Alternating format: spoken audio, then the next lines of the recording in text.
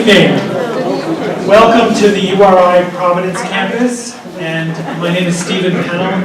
I am the coordinator of arts and culture here. We are celebrating 30 years of Women's History Month.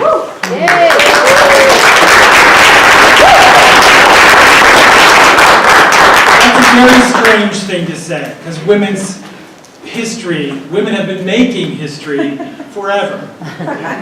Right? Yeah, okay. I just wanted to make sure.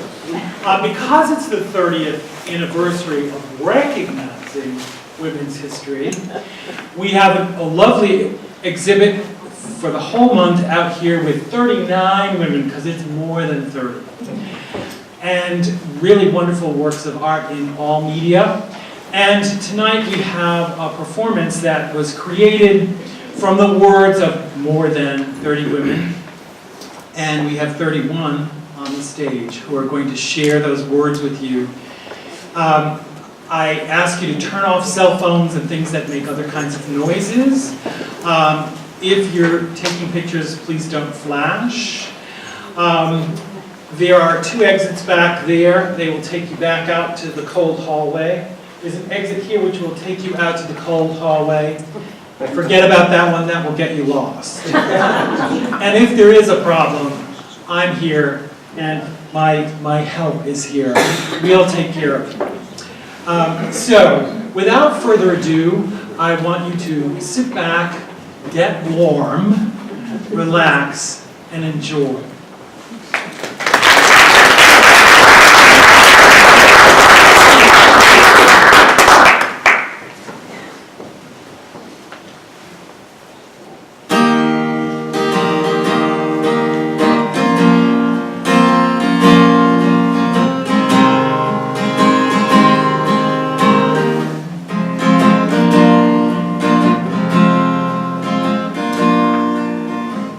Used to be a goddess, but now I'm dead. Zeus and the Holy Family have crushed me in the head. A traitor to Olympus and a traitor to myself. A traitor to my progeny. I'm dead, dead, dead. And what is left instead is just a shadow of a dream, a bitter shell with rage and melancholy in between. I used to laugh and love and dance, a goddess of delight, but now I barely make it through the anxious empty night.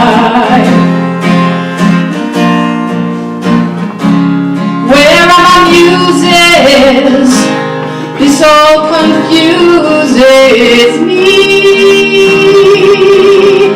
Venus refuses, nobody chooses me.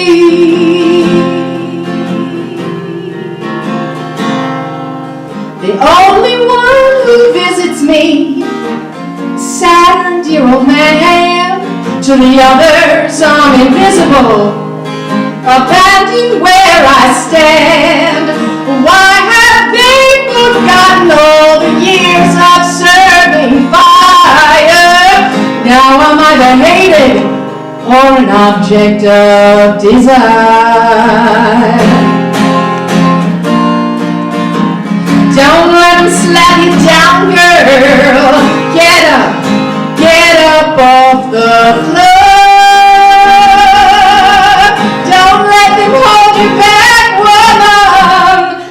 There's so much more.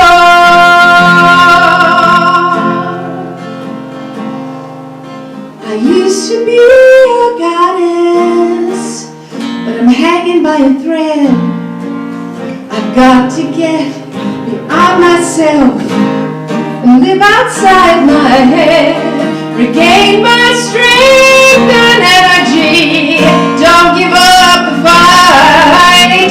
Focus on eternity and turn on the light. Oh, focus on eternity and turn on the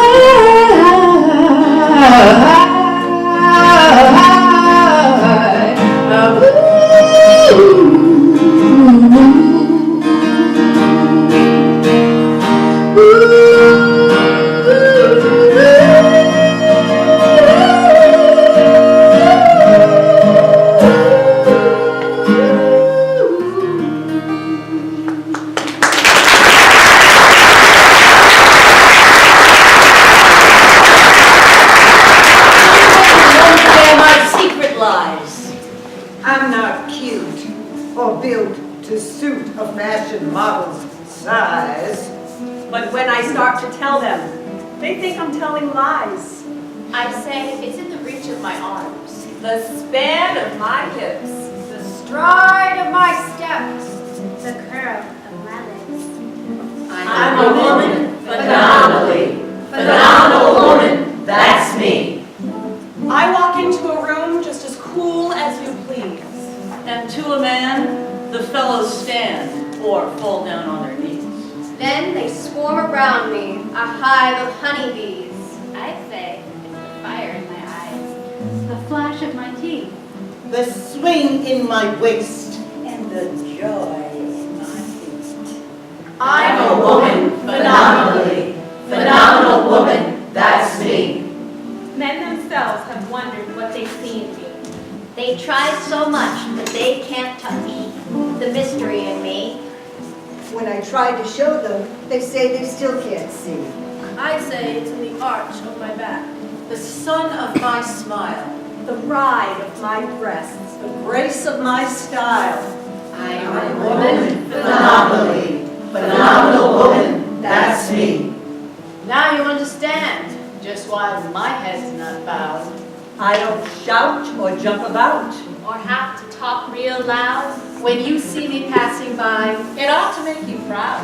I say with the click of my heels, The bend of my hair, palm of my hand, the need of my care. 'cause I'm a woman, phenomenally. Phenomenal woman, that's me.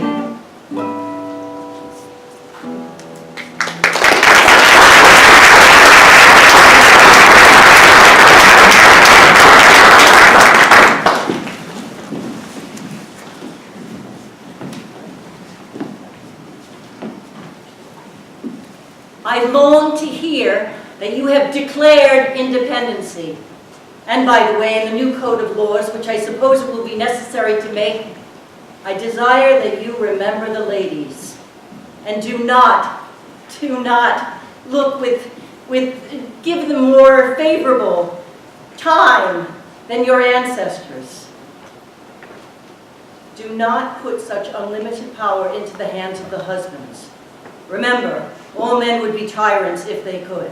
And if particular care is not paid to the ladies, we are determined to foment a rebellion and will not hold ourselves bound to any laws that do not include our voice or representation.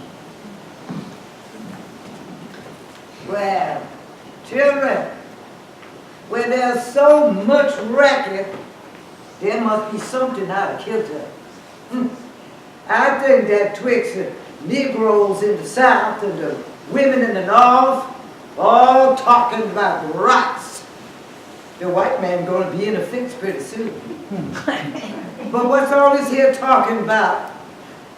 That man over there, he said that women needs to be helped into carriages, lifted over ditches, had the best place everywhere. I ain't never been helped into no carriage. Lifted over a mud puddle, had no best place. And ain't I a woman? Look at me. Look at my arm. I have plowed, I have planted, I have brought into bonds, and no man could have me. I could work as much and eat as much if I could get it as any man, and bear the lash as well. And when my son was stolen off into slavery, and I cried out in my mother's grief, saying, none but Jesus heard me. And a woman. And then that man dressed in black say that women, they can't have as much rights as men because Christ was a woman. I say, where did your Christ come from? I say, where did your Christ come from? From God and a woman. And man ain't had nothing to do with that. If the first woman God ever made was strong enough to turn the world upside down, then all these women here together ought to be able to turn it right side up again. Yeah, and now they's asking to do it, and the men, they better let them. Much obliged. That's enough for old soldier. They ain't got nothing more to say right now.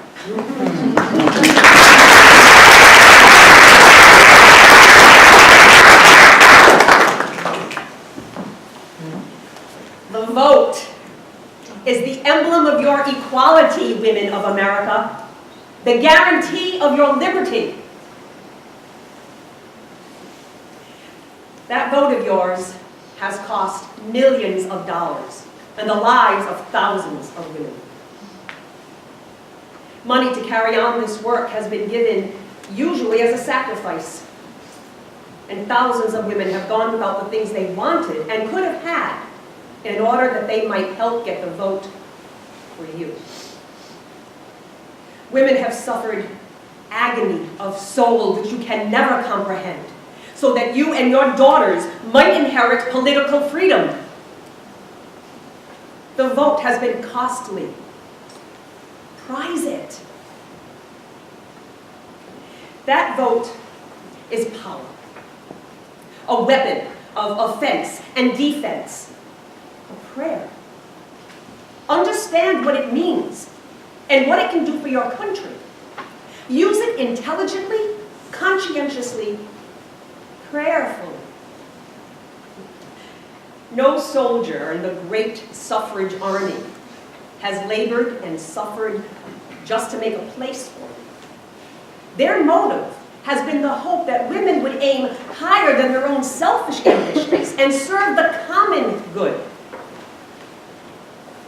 Everybody counts in applying democracy, but there can never be true democracy unless every responsible and law-abiding adult in it, regardless of race, sex, color, or creed, has his or her own inalienable and unpurchasable voice in government.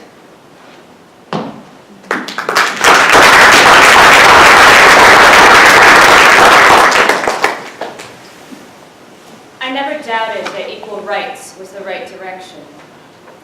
Most reforms, most problems are complicated, but to me, there's nothing complicated about ordinary equality. We women of America tell you that America is not a democracy. 20 million women are denied the right to vote. To me, it was shocking that a government of men could look with such extreme contempt on a movement that was asking nothing except such a simple little thing as the right to vote.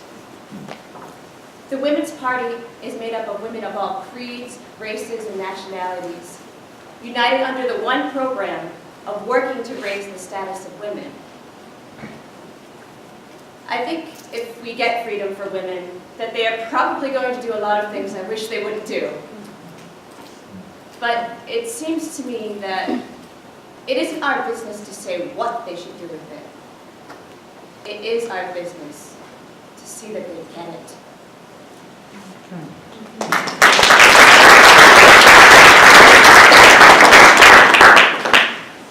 One night I went down to the church. They had a mass meeting and I went down to the church. They talked about how it was our right, that we could register and vote, They were talking about we could vote out the people that we didn't want in office. We thought, that wasn't right that we could vote them out. But that sounded interesting enough to me that I wanted to try it. I had never heard that until 1962, I had never heard that black people could register and vote. When they asked for us, those of us to raise our hands who could go down to the courthouse the next day, I raised mine, held it up as high as I could get it. I suppose if I had any sense, I should have been a little bit scared. But what's the point of being scared? The worst they could do is kill me. And it seemed to me they've been trying to do that a little bit at a time, as long as I could remember. The landowner said to me, I would have to go back and withdraw, or I would have to leave. I told him, I didn't go down there to register for him. I went down to register for myself. They just kept beating me and telling me, you nigger bitch, we gonna make you wish you was dead. Every day of my life, I paid with the misery of that beating. I am determined to get every Negro in the state of Mississippi registered. I am sick and tired of being sick and tired.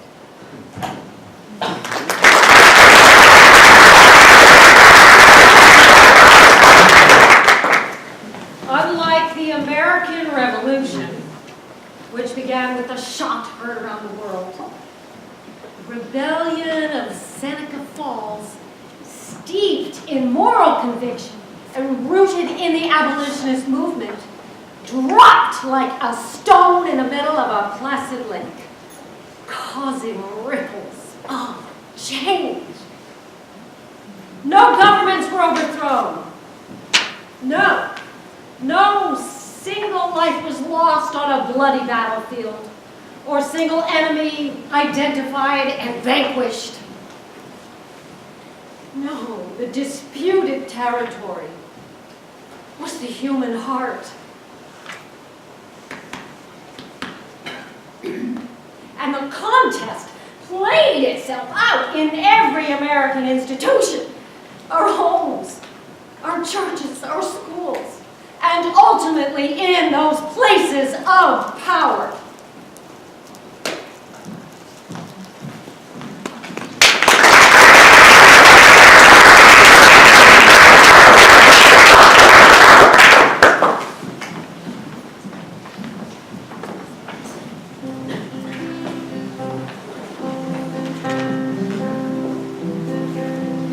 Where are you going, my little one, little one?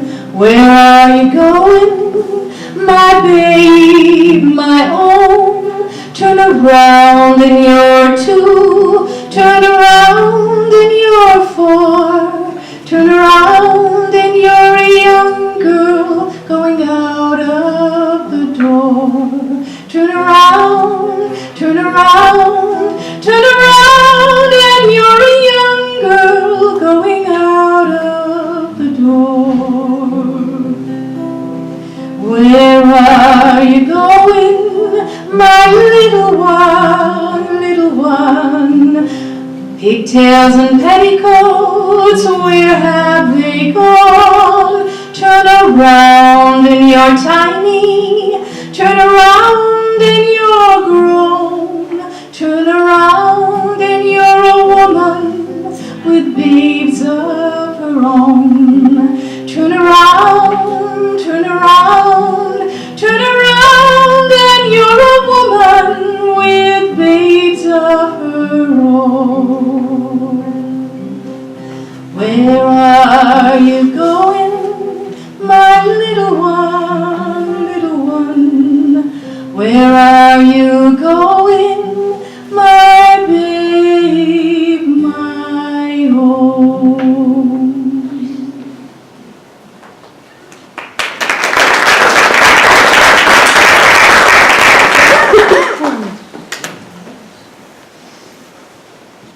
The very fact that women now form about 1/5 of the employees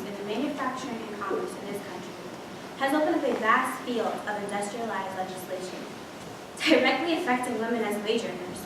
In order to be received as good as a good man in the field of her earnings, she must show herself more better than him. She must be more steady, more skilled, more trustworthy, more cheap, in order to receive the same chance of employment. Yet, on the other hand, she is cut off from protection awarded to her sisters abroad. On the other, she has no such power to defend her interests at the polls, as is the heritage of her brothers at home.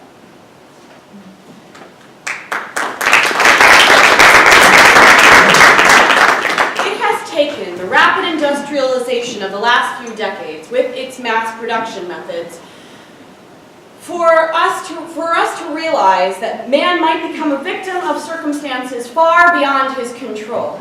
And finally, it has taken a depression to dramatize for us the appalling insecurity of the great mass of our population and to stimulate interest in social insurance in the United States. We have come to learn that a large majority of our citizens must have protection against a loss of income due to unemployment, old age, death of the breadwinners, and disabling accident and illness. If we are to maintain a healthy economy and thrive in production, we need to maintain the stability of the lower incomes of our population, not only on humanitarian grounds, but in the interest of our national welfare. The establishment of sound means toward greater future economic security of the American people is dictated by a prudent consideration of the hazards involved in our national life. No one can guarantee this country against the dangers of future depressions, but we can reduce these dangers. We can eliminate many of the factors that cause economic depressions, and we can provide means of mitigating their results.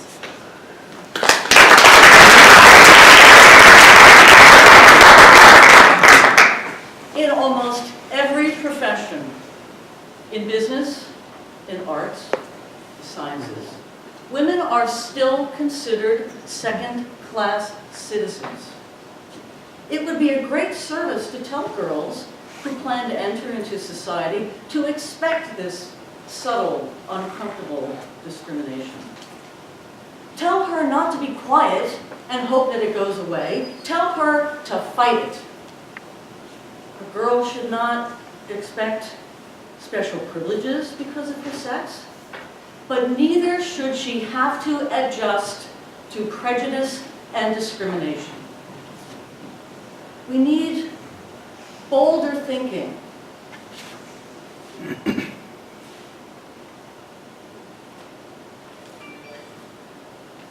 About how to measure the quality of life of men and women in the workforce. Currently, success is measured by material advancements. But we need to readjust our definition of success to account for time outside of work, satisfaction of life, not just the dollars and cents bottom line.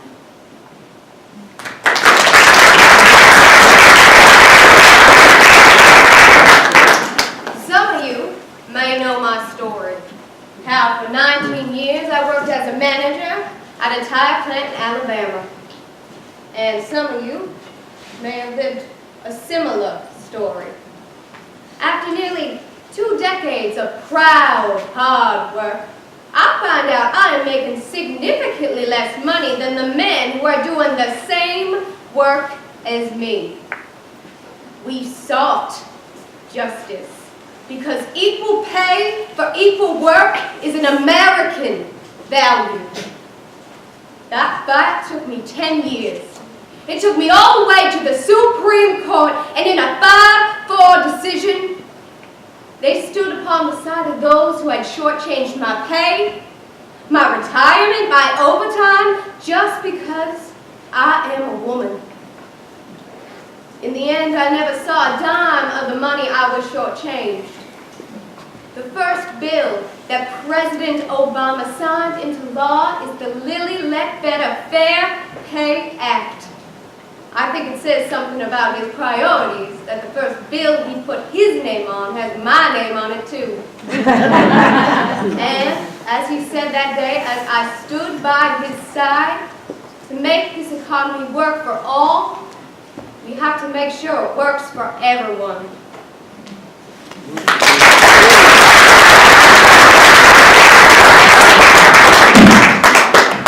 Empowering women in the workplace is a key to growing the economy and having a thriving middle class. Discriminatory wage practices undermine women's ability to provide for their families and survive on a decent retirement income. In addition to being an economic security issue, the failure to pay women a salary that's equal to men for equal pay is also a women's health issue. The fact is, the salary women are paid directly impacts the type of healthcare services they're able to access for both themselves and their families. When mothers earn their fair share, young children have greater access to quality healthcare, to educational opportunities, and safe communities.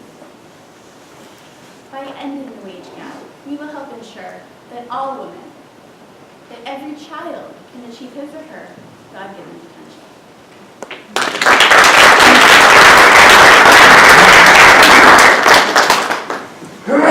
I'm a waitress, and I have been for almost 10 years now.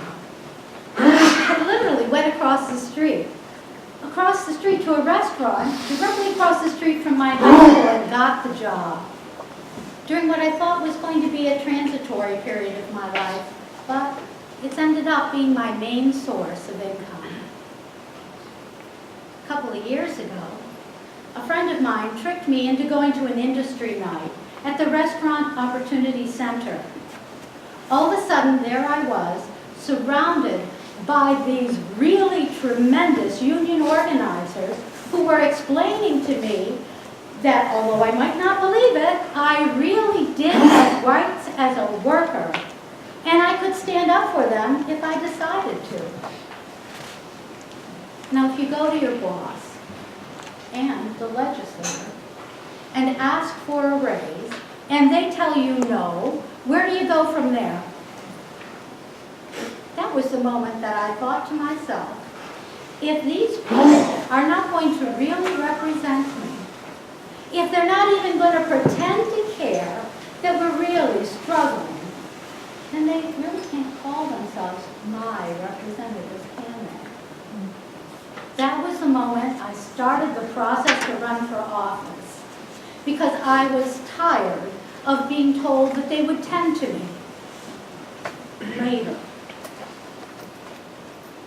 The problem with having your base wage not be your full wage is that it makes you dependent upon the kindness of strangers, because tipping isn't legally required. It puts you in a diminished capacity, because if one of these kind strangers who's going to be paying your rent decides to make a comment on the quality of your butt, or just how you look in those pants, or even decides to take a menu and slap you on the butt, well, then you have to decide. Are you going to stand up for yourself and say, hello, that's sexual harassment and you can't do it, and risk losing the tip because I need it to pay my rent? When you put people in a position where their income is based on exactly how much of a doormat they're willing to be, you're setting people up for failure.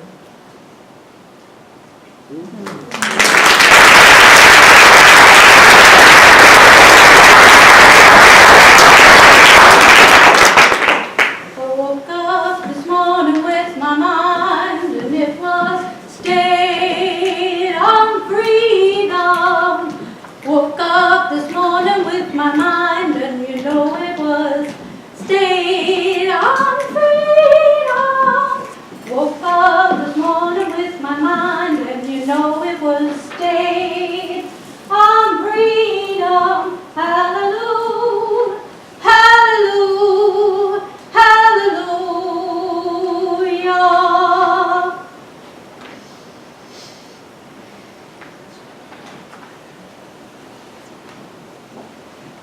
there's a great stir about the colored man getting his rights, and not a word about the colored women.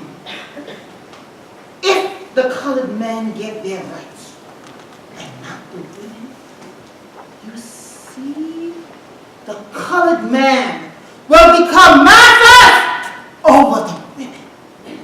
And it will be just as bad as it was before. So, I'm thinking that we gotta keep this thing going while the thing is started. Because if we wait till it's still, oh my people, if we wait till it is still, it will take a long while, a great while, to get things going again. Get it going again. Get it going again.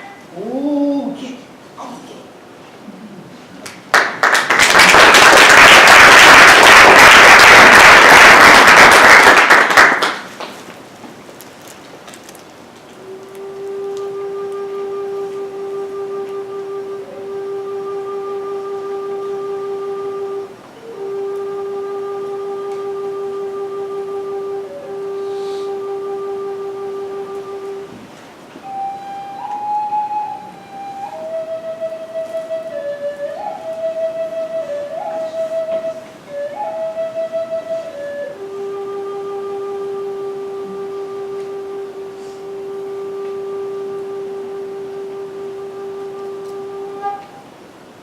Morning, Bill.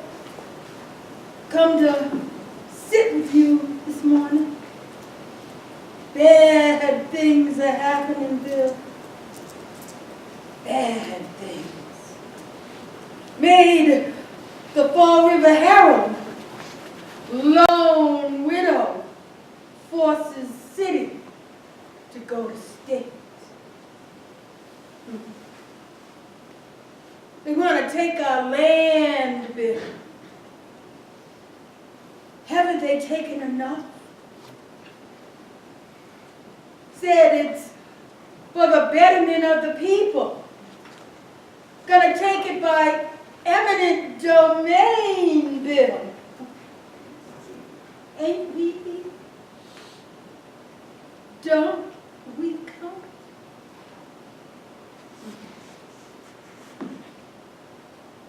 We taught our children how to take care of this sacred land, Bill. Now they want to take it away. Didn't we take it off? We had to talk like them and dress like them and even worship like them, Bill. You and I know they tried to take our spirits away. That You healed these people and their children, and you never asked for anything. Now they want to take all that we have. Over my dead body, Bill. Over my dead body. I promise you, and the ancestors, that no newcomer is ever, I mean ever, Bill, gonna take another one of our pieces of sacred land again.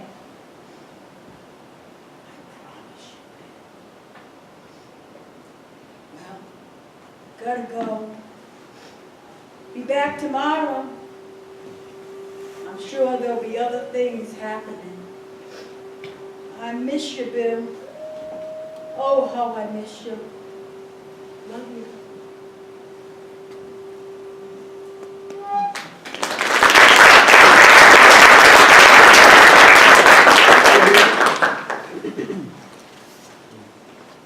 People always say that I didn't give up my seat on the bus because I was tired. But but that isn't true. I was not tired physically, or any more tired than I usually was at the end of a working day. I didn't want to get on the bus, pay my fare, and then go around to the back, because oftentimes, even if you did that, you might not get back on the bus at all. They probably just shut the door, drive off, and leave you standing there. I was not old, although some have an image of me as being old then. I was 42. No, the only tired I was tired of giving in. I was tired of being treated like a second-class citizen. Arrest me for sitting on a bus? You may do that. At the time of my arrest, I had no idea it would turn into this. It was a day just like any other day. The only thing that needed significance was the masses of people that joined in. I would like to be known as a person concerned with freedom, justice, equality, and prosperity for all people.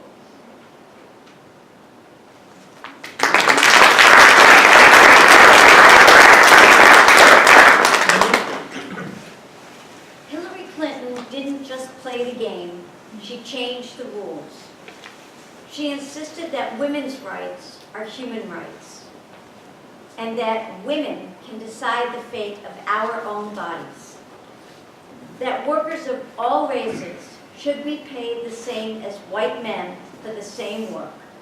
That fathers can and should be equal parents. That women's rights and children's rights should be fundamental to foreign policy, and that global warming was a reality.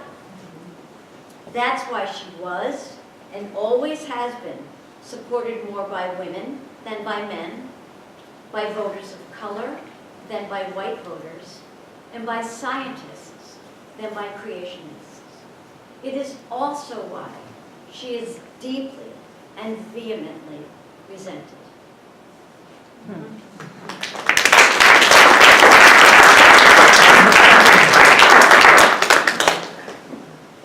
I can't help wondering sometimes what I might have been, what I might have done if I had lived in a country that did not circumscribe and handicap me on account of my race. If I was allowed to reach any height I was able to obtain. Surely, nowhere in the world do oppression and persecution based solely on the color of the skin appear so hateful and hideous as in the capital of the United States. Because the chasm between the principles on which this country was founded and still professes to believe, and those that are daily practiced under the protection of the flag, yawn wide and deep.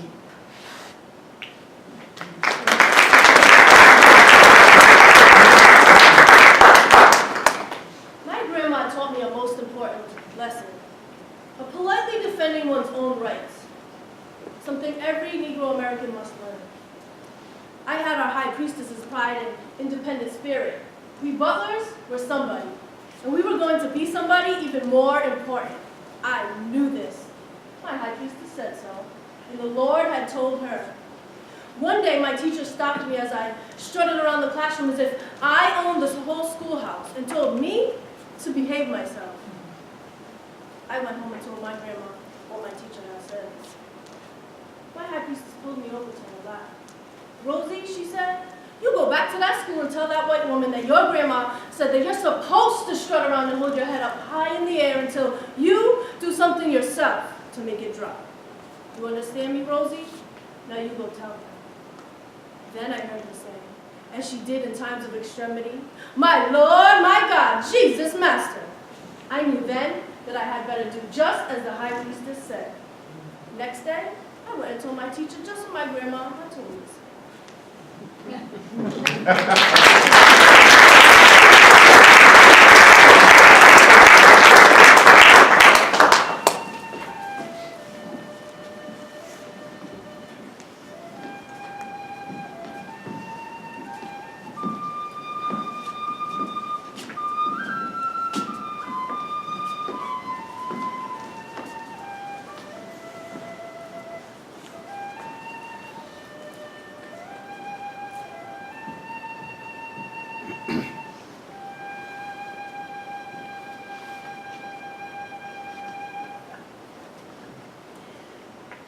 ought to feel a certain life sympathy with the colored man's wrong. For, like him, she has been accused of mental inferiority and denied the privilege of a liberal education. I know no rights but human rights. I know nothing of men's rights and women's rights, for in Christ Jesus there is neither male nor female. It is my solemn conviction that until this principle of human equality is recognized and learned in practice, the church can do nothing effectual for the permanent reformation of the world.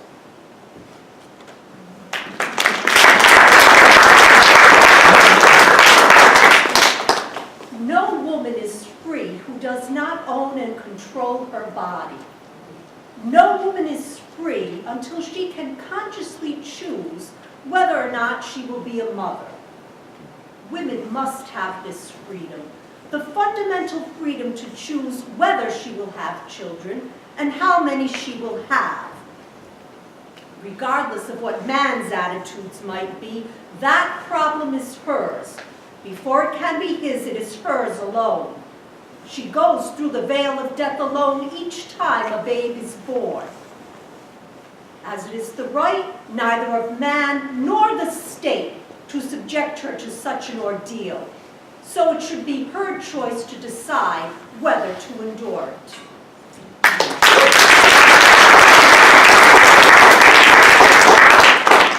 Where, after all, do universal human rights begin? In small places, close to home. So close and so small that they cannot be seen on any maps of the world, yet they are the world of the individual person. The neighborhood he lives in, the school or college he attends, the factory, farm, or office where he works. Such are the places where every man, woman, and child seeks equal justice, equal opportunity, equal dignity without discrimination. Unless these rights have meaning there, they have little meaning anywhere. Without concerted citizen action to uphold these rights at home, we shall look in vain for progress in the larger world.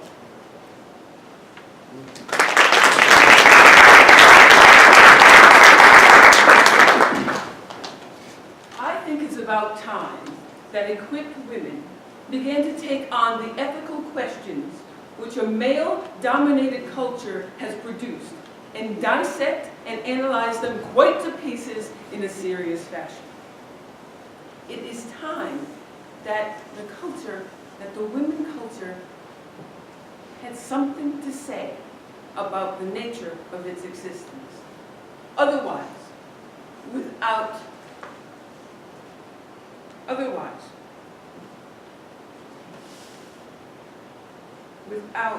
revised basic thinking, the woman intellectual will face herself trying to draw conclusions moral conclusions, based on a social moral superstructure to the acceptance of equality for women, that it is never accepted and is therefore itself immoral.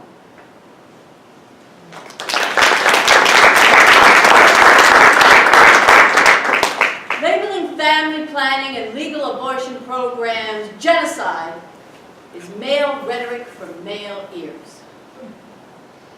Which is more like genocide? I have asked some of my black brothers this. The way things are, or the conditions I'm fighting for, in which the full range of family planning is available to women of all classes and all colors, starting with effective contraceptives and extending all the way to safe and legal terminations of undesired pregnancies at a price they can afford. Women know, and so do many men, that 2 or 3 children that are wanted, reared amid love and stability, prepared for, and educated to the limits of their ability will do more for the future of the black black and brown races from which they come than any number of neglected, hungry, ill-clothed, and ill-housed youngsters. Pride in one's race, as will simple humanity, supports this view. No matter what men think, abortion is a fact of life. Women have always had them. They always have, and they always will. Are they going to have good ones or bad ones? And are the good ones going to be reserved for only the rich women, while the poor women go to quacks?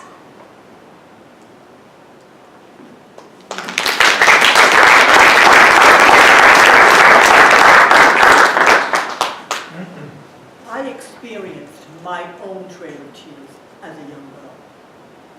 No one held a gun to my family or me. It wasn't necessary. Nevertheless, the United States government, through the Bureau of Indian Affairs, again, tried to solve the Indian problem through removal. I learned from that ordeal the pain and anguish that occur when you have to give up your home, your community, everything you have ever known, and move to a faraway, strange place. I cried for days. Not unlike the children who stumbled upon the Trail of Tears many years before me. I wept tears that came deep from within that Cherokee part of me. They were tears of my past, tears of my history. They were Cherokee tears. A significant amount of people believe that Native Americans still dress and live the way they did 300 years ago. During my tenure as the chief principal of the Cherokee Nation, national news networks would sometimes ask me if they could film a tribal dance or if I would wear traditional clothing for an interview. I doubt they would ask the President of the United States to dress as a pilgrim for an interview.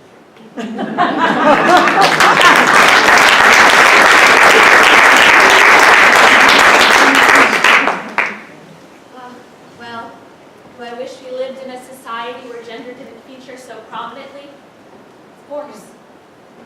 Do I even think of myself as a woman when I go to make art? Of course not. I go to make art as who I am as a person. The fact that I am a woman comes into play maybe in the kinds of things I'm interested in or in the way I structure a canvas.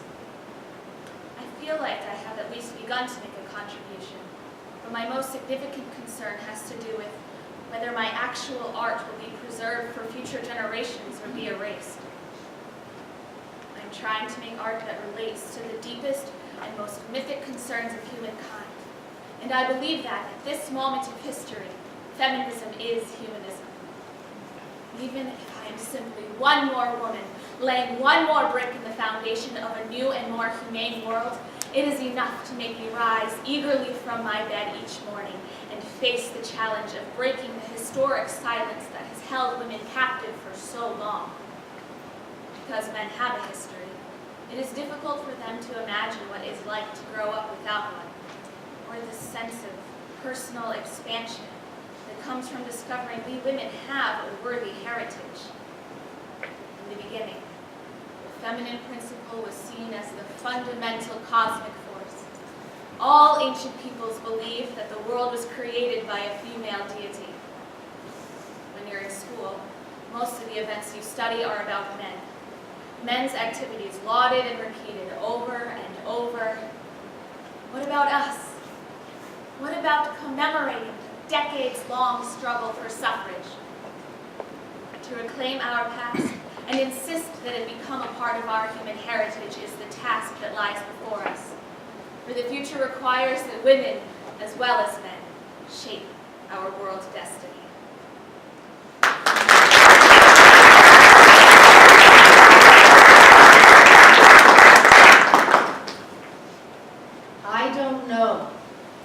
if I continue, even now, always liking myself, what I learned to do many years ago was to forgive myself.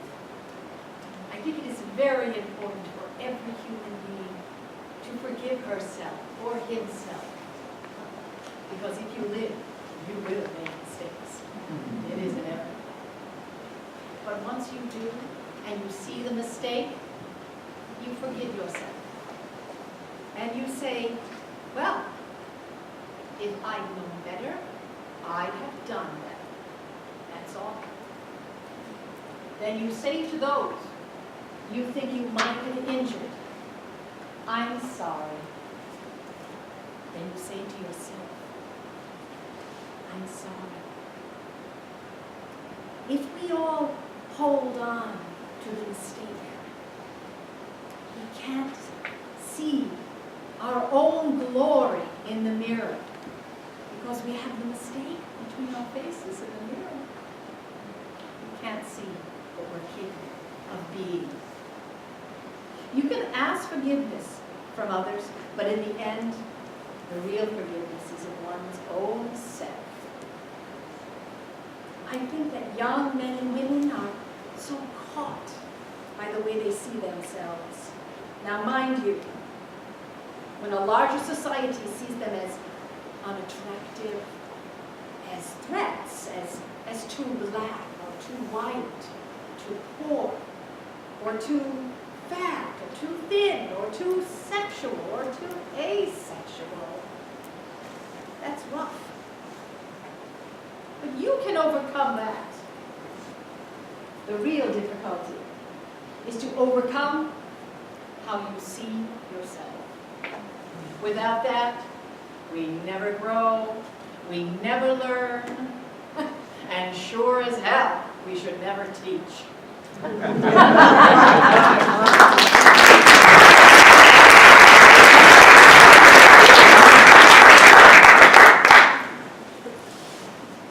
began to ask each time, what's the worst that could happen to me if I speak this truth? Unlike women in other countries, our breaking silence is unlikely to get us arrested, disappeared, run off the road at night.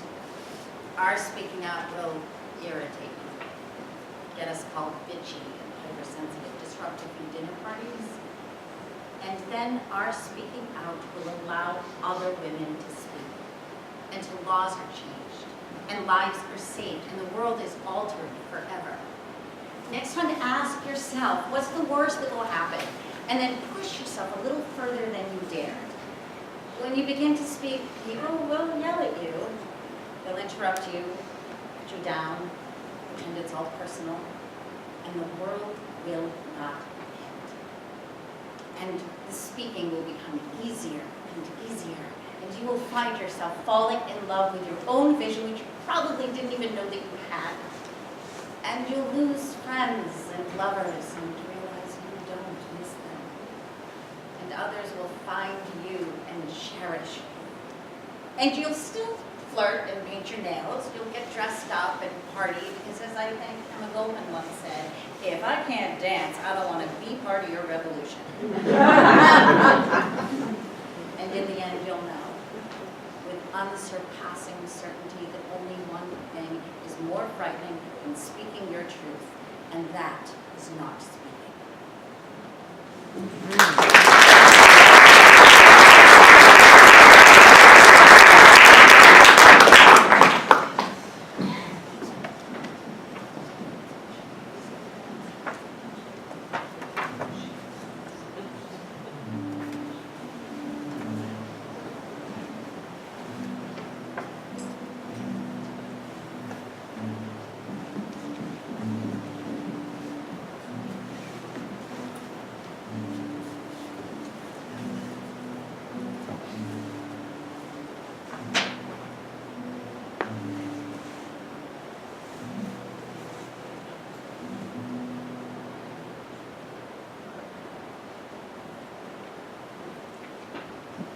Matter how strong your opinions are. If you don't use your power for positive change, you are indeed part of the problem. Freedom and justice cannot be portioned out in pieces to suit political convenience. I don't believe you can stand for freedom for one group of people and deny it to others. I must remind you that starving a child is violence. Suppressing a culture is violence. Neglecting school children is violence. Punishing a mother and her family is violence. Discrimination against a working man is violence. Ghetto housing is violence. Ignoring medical need is violence. Contempt for poverty is violence. Struggle is a never-ending process. Freedom is never really won. You earn it, and you win it with every generation. Women, if the soul of our nation is to be saved, I believe that you must become that soul. I am convinced that the women of the world, united without any regard for national or racial dimensions, can become a most powerful force for international peace and brotherhood.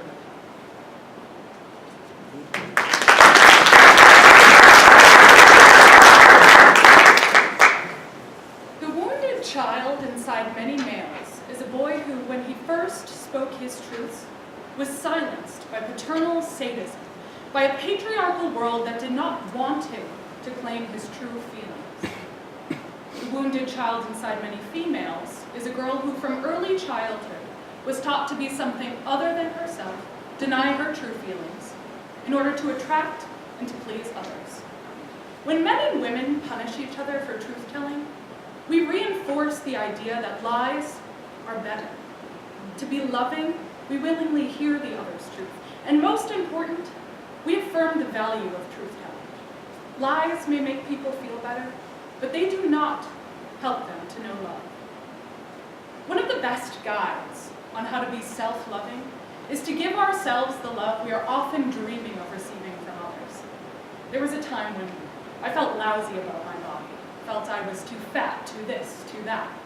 Yet I fantasized about finding a lover who would give me the gift of being loved as I am. It is silly, isn't it? That I would dream of someone else offering to me the acceptance and affirmation I was withholding from myself. This is a moment when the maxim, you can never truly love someone unless you love yourself, became clear. And I would add, do not expect to receive the love from others that you cannot give yourself. Step away from the mean girl and say bye-bye to feeling bad about your looks. Are you ready to stop polluting with a culture that makes so many of us feel physically inadequate? Say goodbye to your inner critic and take this pledge to be kinder to yourself and others. This is a call to arms, a call to be gentler, to be forgiving, to be generous with yourself. The next time you take a look into the mirror, try to let go of the storyline that says you're too fat, too sallow, too ashy, too old, your eyes are too small, your nose too big. Just look into the mirror and see your face. When the criticism drops away, what you will see then is just you, without judgment. And that is the first step towards transforming your experience of the world. Maya Angelou said, when people show you who they are, believe them the first time. Remember this, because this will happen many times in your life. When people show you who they are, the first time, believe them. Not the 29th time. When a man doesn't call you back the first time. When you are mistreated the first time. When someone shows you lack of integrity or dishonesty the first time. Know that this will be followed many, many other times that will some point in your life come back to haunt or hurt you. Live your life in truth. Don't pretend to be someone you're not. You will survive anything if you live your life from the point of view of truth.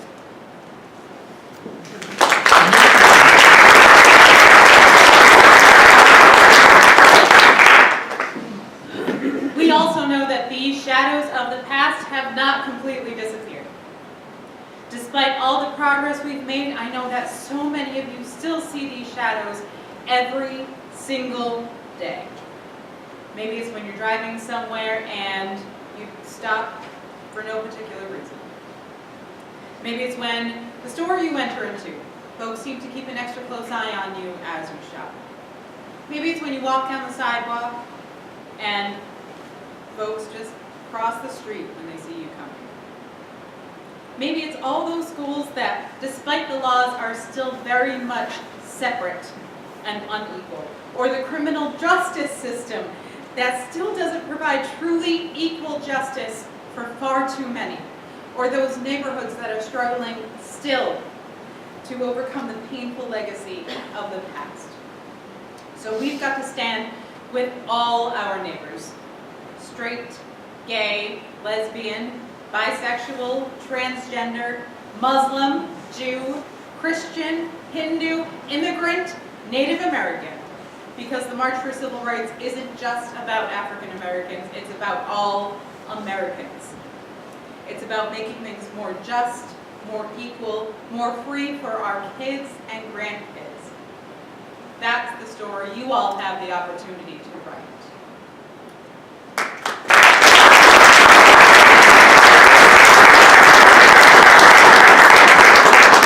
Helped are those who are content to be themselves. They will never lack mystery in their lives, and the joys of self-discovery will be constant. Helped are those who love the entire cosmos rather than their tiny country or city or farm. For to them shall be shown the unbroken web of life and the mystery of infinity. Helped are those that live in quietness, knowing neither brand name nor fad. They shall live every day as if in eternity, and each moment shall be as full as it is long. Helped are those who love others unsplit off from their faults. To them will be given clarity of vision. Helped are those who create anything at all, for they relive the thrill of their own conception. And realize a partnership in the creation of the universe that keeps them responsible and cheerful. Helped are those who love the earth, their mother, and those who willingly suffer so that she may not die. In her grief, they weep rivers of blood. And in their joy and their lively response to love, they will converse with the trees. Helped are those whose every act is a prayer for harmony in the universe, for they are the restorers of balance to our planet. To them will be given the gift and the insight. To them will be given all the insight that they need for every good act, anywhere done in the cosmos. And this will welcome the animal or a child. Help to those who give of themselves for others' sake. To them will be given increasing opportunities for ever greater risks. There will be a vision of the world in which no one's gift is despised or lost. Helped are those who strive to give up their anger. Their reward will be that in any confrontation, their first thought will never be of violence or of war. Help is when every act is a prayer for peace. On them depends the future of the world. Helped are those who forgive. Their reward shall be forgiveness of every evil done to them. It will be in their power, therefore, to envision the new earth. Helped are those who shall find the Creator's magic in the universe. They shall find astonishment and delight without ceasing. Helped are those who laugh with a joyful heart, for theirs will be the kingdom of the jolly righteous. Helped are those who love all the colors of all the human beings, as they love all the colors of the animals and plants. None of their children, nor any of their ancestors, nor any parts of themselves shall be hidden from them. Helped are those who love the gay, the lesbian, the straight, as they love the sun, the moon, and the stars. None of their children, nor any of their ancestors, nor any parts of themselves shall be hidden from them. Helped are those who love the broken and the whole. None of their children, nor any of their ancestors, nor any parts of themselves shall be hidden from them. Helped are those who do not join mobs. There shall be the understanding that to attack in anger is to murder in confusion.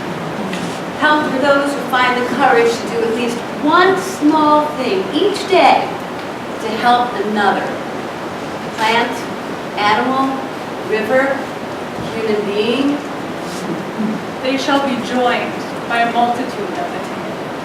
Helped are those who lose their fear of death. Theirs is the power to envision the future in a blade of grass. Helped are those who love and actively support the diversity of life. They shall be secure in their differences. Helped are those who know